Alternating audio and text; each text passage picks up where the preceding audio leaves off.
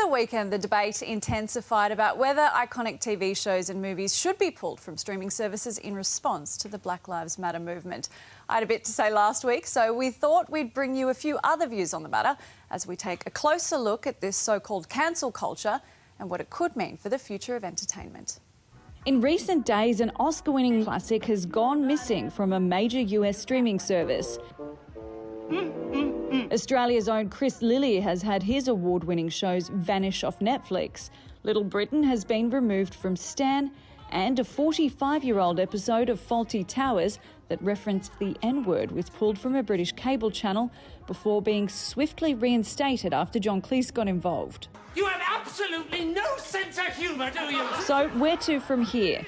This morning we'll hear from 4 players in the industry, Australia's most produced and well-known playwright, one of our favourite comedians, an Aboriginal TV scriptwriter, and our man in Hollywood who has a very personal tale to tell. This has been an extraordinary time. You've got to be really, really careful about what you say these days. 2020 has been a huge year. We have a lot to take in. I think the world has sort of reached a real turning point. David Williamson has written more than 100 iconic Australian films and plays, including the script for the 1981 classic Gallipoli starring Mel Gibson.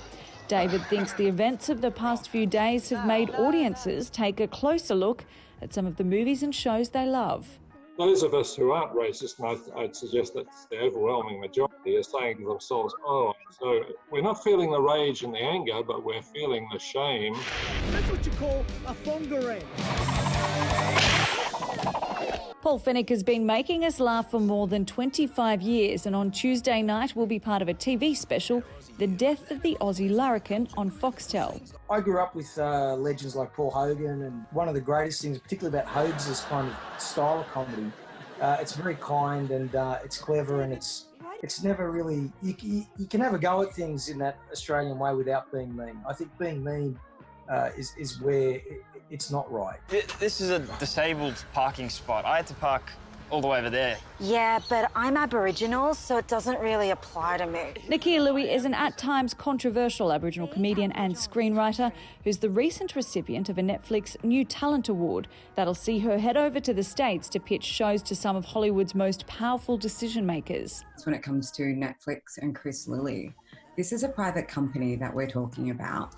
The same way that not everybody is entitled to have their work made, a company is allowed to choose whether or not they want to support or endorse certain things. For entertainment reporter Sam Rubin, a greater focus by the industry on potentially offensive material and depictions of race can only be a good thing, something he grappled with very personally during Hollywood's most recent awards season. I was very reticent to see Jojo Rabbit because of its comedic depiction of Hitler and its comedic depiction of Nazi Germany, something my own family experienced and obviously was not comedic to them and isn't comedic to me. But it deserves to exist. It deserves to offer people the opportunity for those who want to see it. So the question remains, what should we do with movies, shows and other art from the past that may not have aged so well? Should they really be cancelled? The Lord shall do work in mysterious ways. You don't throw out the baby with the bathwater. If a work is really good and really significant, there will be attitudes at the time that are annoying, enraging, embarrassing. There might be a time where, hey, my work might be hurtful and I will have to engage with that, but I'd rather engage with it than completely deny the voices of people who maybe it hurts when we're being controversial. Right now, we're in this critical, super sensitive period. I think certain material that just is deemed outrageous, you may not be able to find it. Maybe that's not such a bad thing. If an ethnic takes the out of an ethnic, it's fine, you know? But if a white guy dresses up and takes the I think that's when it becomes mean-spirited to me. There you go. Paul really has a way with words, doesn't he? But I reckon he summed it up pretty well there. And a huge thanks again to him, John, Nakia and Sam for chatting to me over the weekend about all of that.